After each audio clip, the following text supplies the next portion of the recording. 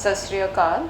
आज हम डिस्कस करेंगे कि गुरु नानक देव जी ने जो अपने आखिरी दिन करतारपुर में जब व्यतीत करे थे और जब आखिरी बार उनको बुलावा आया था परमात्मा की तरफ से कि अब वापस आ जाओ, तो वो कैसा टाइम था।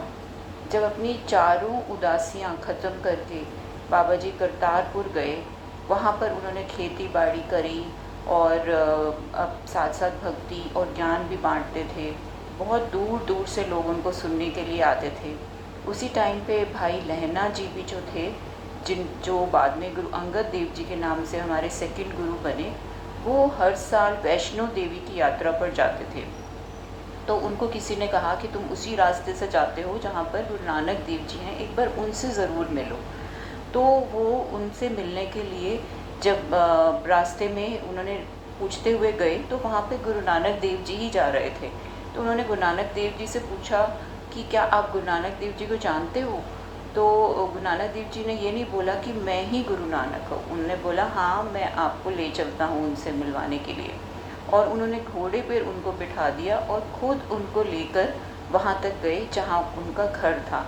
और वहाँ पे बहुत लोग इकट्ठे थे। उन्होंने देखा कि गुरु नानक देव जी तो खुद पैदल आ रहे हैं और किसी को घोड़े पर बिठा के ला रहे हैं। तो जब वहाँ पहुँच के गुरु अंगद देव जी को पता चला कि यही गुरु नानक देव जी हैं, तो वो उनकी नम्रता, उनकी ह्यूमिलिटी देखकर उनके पैरों पर पड़ गए। वो इतने इम्प्रेस हो गए कि इतने बड़े गुरु जिनको सुनने के लिए इतने दूर दूर से लोग आए हुए हैं, वो मुझे घोड़े पर बिठा के लाए और एक बार भी उन्होंने ये नहीं कहा कि मैं गुरु नानक हूँ। तो वो इतनी ज़्यादा उनके दिल को ये बात प्रभावित कर गई कि वो वहीं पर उनकी सेवा में लग गए, दिन रात उनकी सेवा करने लग गए। और गुरु नानक देव जी के सबसे ओबीडियंट शिष्यों में से वो एक हो गए। हर बात पर वो सत्य वचन बोलते थे, चाहे कुछ भी बोल दें बाबा जी, वो कोई बात उनकी मना नहीं करते थे। जो तो अपने आखिरी टाइम में जब गुरु गद्दी देने का टाइम आया, तो सब लोगों को लगा कि वो अपने बेटों को श्री चंद जी और लक्ष्मी चंद जी को ही गद्दी देंगे। बट गुरु नानक देव जी ने बहुत बार टेस्ट लिए और टेस्ट में वो मुश्किल चीज़ करने को कहते थे। जैसे कि एक बार उन्होंने एक मुर्दा वहाँ पर था, उसके ऊपर चादर रखी हुई थी और उन्होंने बोला कि कौन इस मुर्दे को खाएगा, मेरी आज्ञा है कि आप लोग इस मुर्दे को खाओ। तो सबसे पूछा, सबने मना कर दिया। सबने बोला कि ये बाबा जी कैसी बात कर रहे हैं, मुर्दे को कैसे खा सकते हैं। तो जब बाबा जी ने भाई लहना जी को, जो कि गुरु अंगद देव जी बने, पहले उनका नाम भाई लहना जी था, जब उनको ये बात बोली तो उन्होंने बोला बाबा जी किस साइड से खाऊं मैं, मुँह की साइड, सेवती साइड से या पैरों की साइड से। तो जैसे ही कपड़ा हटाया तो उसके नीचे कड़ा प्रसाद था और फिर उन्होंने वो खा लिया। लेकिन बात ये थी कि वो मुर्दा भी हो सकता था, वो तो बाबा जी के चमत्कार से वो मुर्दा नहीं रहा वहाँ पे और वहाँ पर कड़ा प्रसाद आ गया। लेकिन कभी किसी बात को वो मना नहीं करते थे।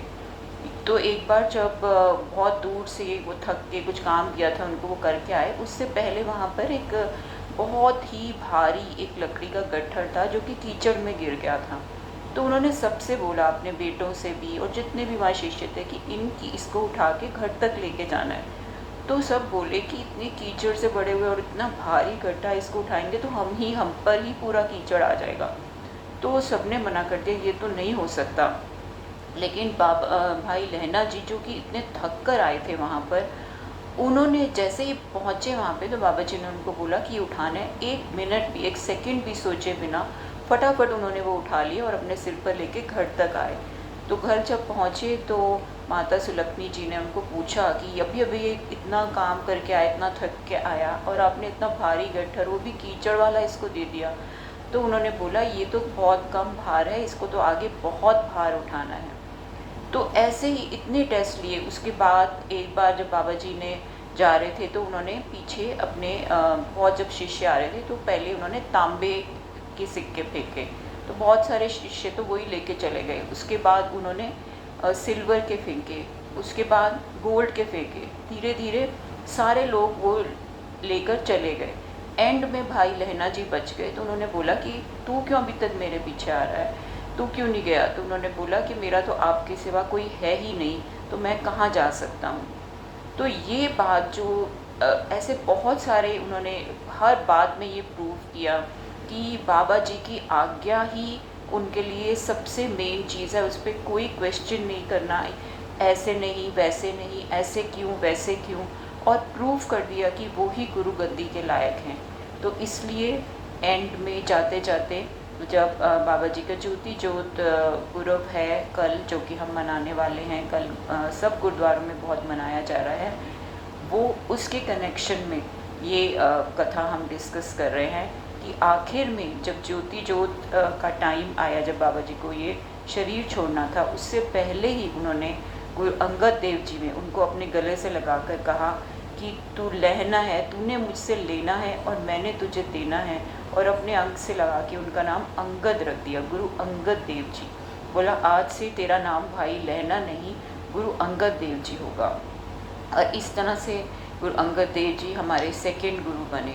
और ज्योति ज्योत की भी एक स्टोरी जो है वो इस तरह से जाती है कि जब बाबा जी ने एक शिष्य को, अपने सेवक को भेजा था कि गाय भैंसों के लिए कुछ चारा लेके आओ, तो वो गए तो वहाँ पे 3 दिव्य पुरुष, जो कि बोला जाता है कि ब्रह्मा विष्णु और महेश थे, उन्होंने बोला कि हमारा एक संदेश दो। ये एक विभूति एक पुड़िया में डाल के उनको दी और बोला कि ये गुरु नानक देव जी को देनी है। तो वो शिष्य हैरान हो गया कि ऐसे इतने रोशनी इनके शक्ल पे इतना तेज है, ये कौन हो सकते हैं? तो उन्होंने बोला ठीक है। वो जब वापस गए, उन्होंने जब दी तो बाबा जी समझ गए कि अब ये जाने का टाइम है, तो अब शरीर छोड़ने का टाइम है। तो उन्होंने सबको बता दिया कि ऐसे ऐसे मेरा टाइम हो गया और अब मुझे जाना है।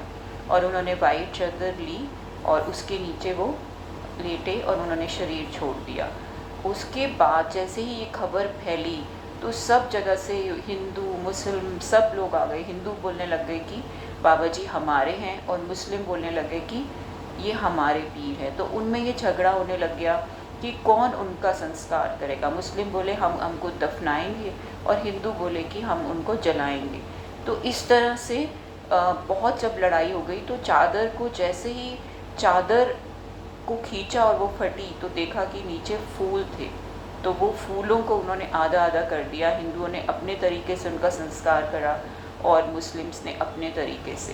तो पूरी ज़िंदगी भर गुरु नानक देव जी हमें सिर्फ एक यही संदेश, जो मेन उनका संदेश था कि हिंदू और मुस्लिम एक है, सब एक ही जोत से आए हैं और एक ही जोत में जाना है।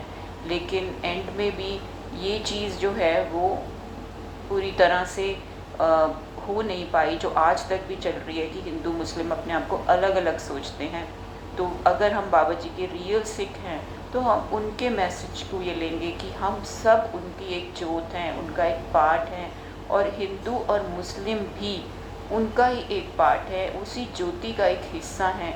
और कोशिश करेंगे कि ये मैसेज सबको स्प्रेड करें कि बाबा जी ये चाहते थे कि हिंदू और मुस्लिम कभी आपस में लड़े नहीं, और एक ही अपने आप को उसी एक प्रभु, एक नूर का ही हिस्सा समझे।